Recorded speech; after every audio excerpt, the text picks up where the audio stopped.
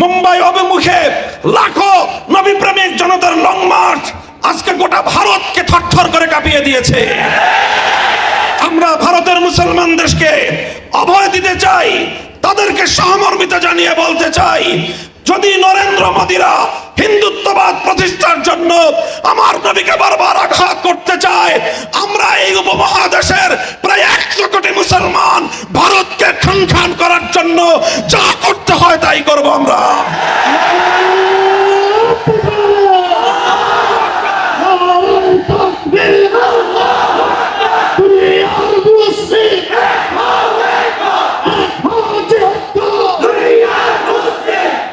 আখেরি কথা,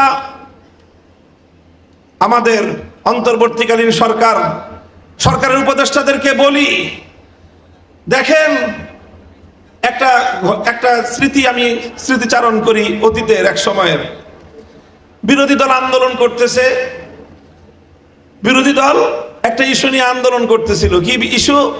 এই যে এই নির্বাচন কমিশনার, প্রধান নির্বাচন কমিশনারকে আমরা মানি না, নাম ছিল তার আব্দুল আজিজ কমিশন মানি না। সরকার বলল ঠিক আছে, আজিজ কমিশনার মানো না, তাহলে বদলাই দিই আমরা। বদলাই দিল আরেকটা প্রধান নির্বাচন কমিশনার, নাম হলো মাহফুজ। ও আসলো যখন, বিরোধী দল দেখলো এটা তো আরো বড় তাদের জন্য সমস্যা। যখন সরকারে থাকে তখন বিরোধী দলকে বিরোধী মতের সংগ্রাম এবং আন্দোলনগুলোকে দমন করার জন্য এই ধরনের অপকৌশল অনেকেই আশ্রয় নেয়। যে প্রথম দেয় ছোট শয়তানের বিরুদ্ধে প্রতিবাদ করলে কয় ঠিক আছে বদলায় দিলাম, বদলায় বসায় বড় শয়তানকে। ডক্টর ইউনূস সাহেব, অন্তর্বর্তীকালীন সরকার, আমাদেরকে এত বোকা ভাবেন না। একটাই অনুরোধ করব, এত বোকা ভাববেন না আমাদেরকে। আমরা এক শয়তানের বিরুদ্ধে আন্দোলন করলে 16 ছোট শয়তান বদলায় বড় শয়তান বসাবেন। আপনারা শিক্ষা ব্যবস্থায় ধর্ম রিলেটেড বিষয়গুলোকে সাব্যস্ত করার জন্য আপনাদের তত্ত্বাবধায়ক সরকারে একজন ধর্ম উপদেষ্টা আমাদের আলেম সমাজের থেকে প্রতিনিধিত্ব করতেছেন, ডক্টর আফম খালিদ সাহেব। বাংলাদেশের ইসলামপন্থীরা সকলে তার ব্যাপারে একমত, কারো তার ব্যাপারে দ্বিমত নাই। এরকম একজন ইসলামপন্থীদের সর্বজন গ্রহণযোগ্য ব্যক্তি আপনাদের পরিষদে থাকার পরেও আপনারা শিক্ষা কমিশনের ধর্ম বিষয়ক স্কলার যখন নেবেন, আফম খালিদ সাহেবকে জিজ্ঞাসা করেছেন? আপনারা করেন নাই। সবকিছু আপনারা আপনাদের মন মতো করবেন। ইসলাম বিষয়েও আপনারা আলেম সমাজের মতামতের তোয়াক্কা করবেন না। আর এরপরে আমরা গলা ফাটায় চিৎকার করলে বলবেন যে হুজুররা এত চিৎকার করে কেন? এরপরে ছোট শয়তানের বিরুদ্ধে আমরা প্রতিবাদ করলে ওই ছোট শয়তান বদলায় বড় শয়তান বসাবেন। এইভাবে যদি চলতে থাকে তারপরে আমরা আর বড় শয়তানের বিরুদ্ধে বলবো না, বড় শয়তানের যারা নিয়োগ দেয় তাদের বিরুদ্ধে আমরা কথা বলা শুরু করব। মনে রাখবেন, আমরা যদি কথা বলা শুরু করি বাংলাদেশে আমাদেরকে মোকাবেলা করা এতটা সহজ হবে না। কারণ আমরা যতটা সহজে আল্লাহর দ্বীনের জন্য রক্ত দিতে পারি, আর কেউ এতটা সহজে রক্ত দিতে পারে না।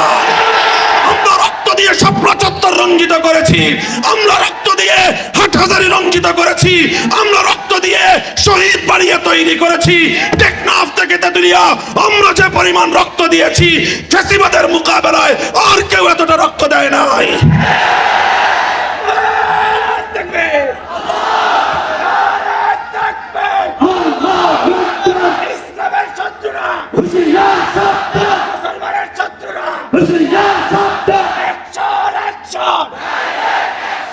ইসলাম কেন্দ্রিক সমস্যাগুলো সমাধানের জন্য যদি রক্ত দেওয়াই হয় একমাত্র পথ, মনে রাখবেন আমাদের কাছে এত রক্ত আছে, রক্ত নিয়ে আপনাদের পিপাসা নিবারণ হবে না। আমরা বহু রক্ত দিতে পারবো, আপনারা সে রক্ত পান করে শেষ করতে পারবেন না।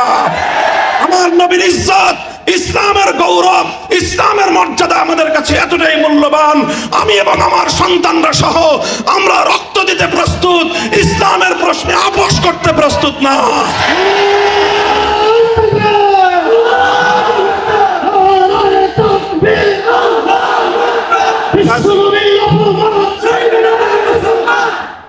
আমাদের খুব বিনীত অনুরোধ থাকবে, নিবেদন থাকবে, শিক্ষা ব্যবস্থা হোক, আইন সংস্কারের ক্ষেত্রে হোক, বিশেষ করে এই দুটো জায়গার কথা আমি উল্লেখ করলাম, শিক্ষা কমিশন এবং আইন সংস্কার কমিশন, আপনারা যাই করবেন ইসলামের নামে ইসলামিক স্কলার হিসেবে একজন ব্যক্তিকে আপনারা সেখানে সিলেক্ট করবেন যে লোকটা নবীর হাদিস অস্বীকারী।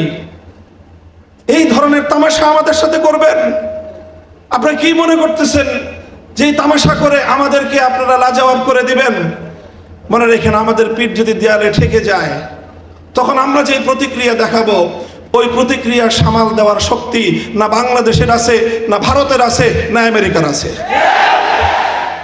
কারণ আমরা জীবন মৃত্যুর পরোয়া করি না যখন আমার নবীর ইজ্জত এবং আমার নবীর আনিত দ্বীন ইসলামের স্বার্থের প্রশ্ন এসে দাঁড়ায়। আবার আপনাদেরকে খুব শান্ত নম্র ভাষায় পরামর্শ দিচ্ছি, ধর্ম রিলেটেড যে কোনো সমস্যাগুলোর সমাধান আপনাদের মন মতো করলে হবে না।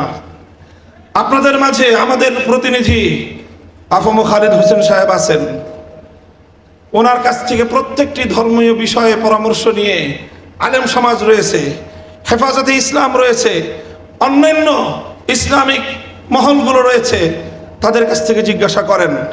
আহলে হাদিসরা আছেন, এদেশে সুন্নিরা আছেন, দেওবন্দিরা আছেন, আমরা সকলেই ইসলামের মৌলিক প্রশ্নে কিন্তু একমত। এই অজুহাত দেখাতে পারবেন না যে হুজুর এই তো 14 রকম কথা বলে। হাদিস ইনকারের বিষয়ে আমাদের সকলের বক্তব্য এক। আপনারা যে আইনগুলো সংস্কার করেছেন সেই আইনগুলো সংস্কারের প্রস্তাবনার বিরুদ্ধে সমস্ত হুজুররা একমত। কাজেই খুব বিনীত অনুরোধ করে বলতেছি, আমরা অনেক দিন ধরে আন্দোলন করে জেল খেটে রক্ত দিয়ে ক্লান্ত, আমাদেরকে খুব তাড়াতাড়ি আবার মাঠে নামতে বাধ্য করেন না। আপনারাও ভালো থাকেন, আমাদেরকেও কিছুদিন বিশ্রাম নিতে দেন।